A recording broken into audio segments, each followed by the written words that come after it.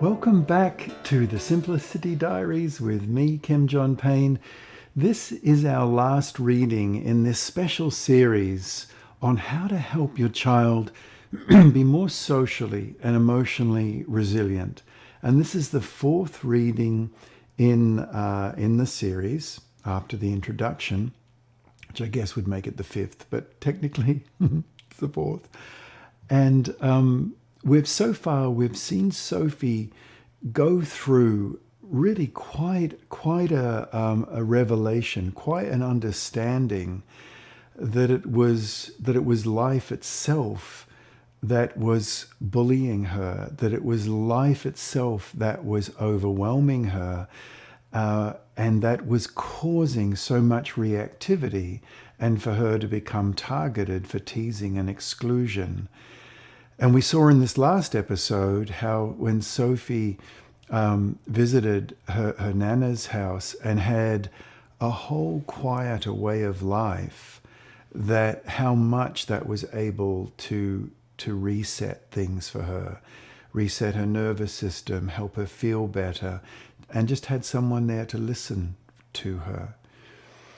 Now, in this last reading of this story, we see Sophie back at school, actually, and we'll just see how she does when she enters back into that environment that was causing her issues before the holiday season came. All right, so let's begin the reading. The power, the power of less. Nana was right. When I returned to school in January, I felt different, so much more relaxed and confident. Sammy and Jennifer noticed too. "Did you cut your hair?" Sammy asked before homeroom on our first day back. "No," I said. "Well, you look different though," Jennifer said. "What do you mean?" I asked. "Oh, I don't know. You just look good." "Yeah," said Sammy, "really pretty." "Did you guys go to get some sort of spa resort thingy or something?" Jennifer asked. "You look so refreshed." No, I stayed with my grandma. We had such a great time together." "What did you guys do?" asked Sammy. "Kinda nothing." "Nothing?" "Yeah, nothing. And it was great." I felt like everything had shifted, and it really had. Mum and I had a long talk about what I wanted to do that spring, and we decided that plunging back into the fast-paced, overcommitted, stressful daily routine that had consumed me in the last few years wouldn't be the best thing for me. I didn't want to give up soccer altogether, but I needed to cut back a bit. Mum spoke to my coaches, and they agreed I could skip one of our weekly practices for the rest of the season. And she told me that she and Dad wanted me to take next summer off too, the way I had. In that way, I'd have a 3-month break from organized sports.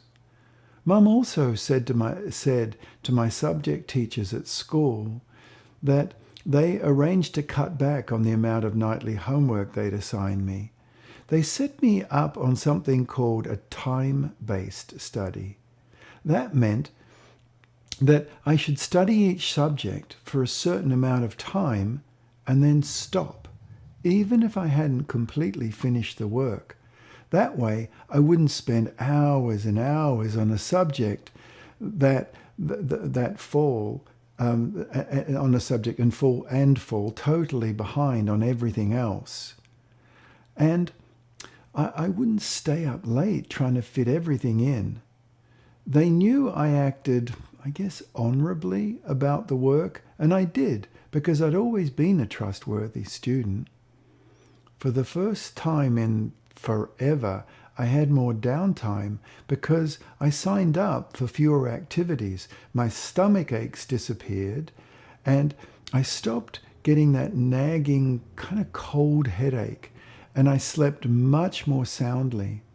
Amanda was even nicer to me, and Dad switched with Mum sometimes so that he could spend one-to-one time with me. He even drove me to a tournament and saw me score my first goal, well, actually my only goal of the whole season. At school, things got a bit better socially too. Oddly enough, I realized that Miranda wasn't all that bad.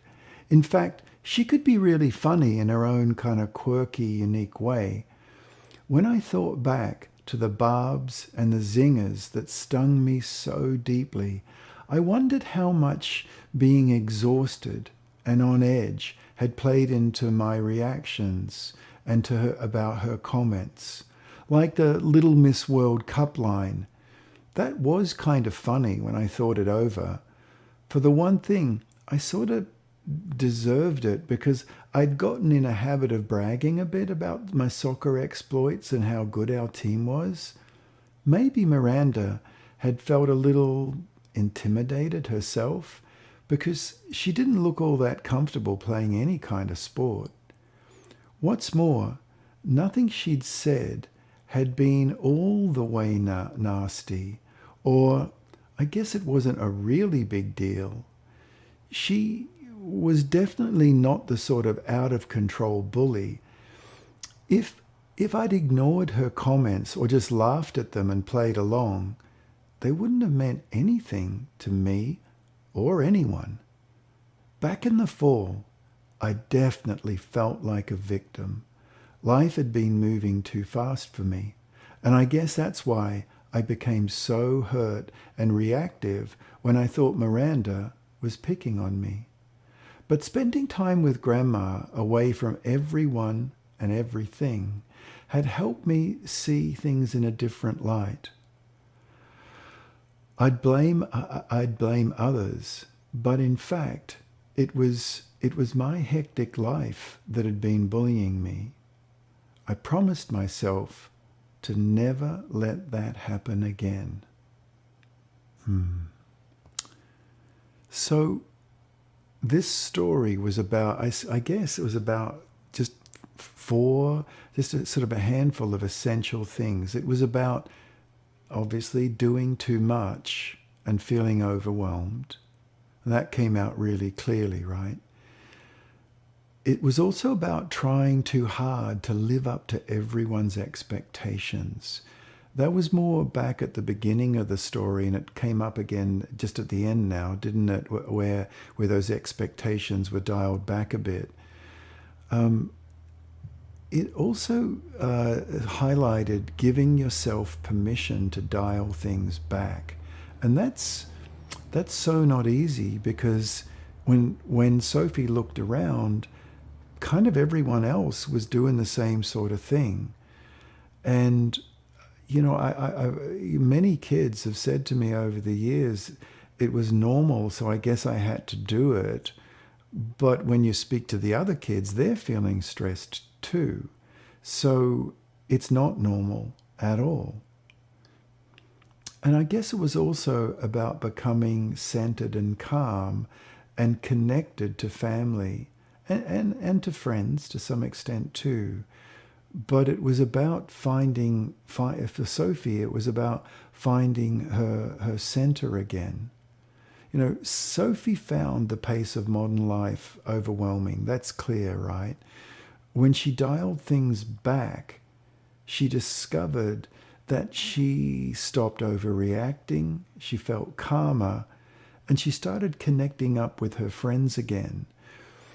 And in this way, she's kind of got a new, almost like a reset on life. But in this story, what you might have noticed, and what particularly was important, is that her family moved in closer to her. They had been in some senses going in different directions. They'd been disconnected. And that also led to Sophie feeling a bit unprotected, really, that she was just in the world without without much to protect her. So when a kid is feeling vulnerable in that way, by dialing things back, we also achieve something crucial. It's not just the dialing back, because the decision to do that is also all about getting closer, just getting more connected, and giving a child a safe family base from which they can launch out into the fairly demanding life that they lead at school and with friends and such. So I hope this story has been hopeful. I hope this whole series, this special series, has also been helpful as well. Okay, bye-bye for now.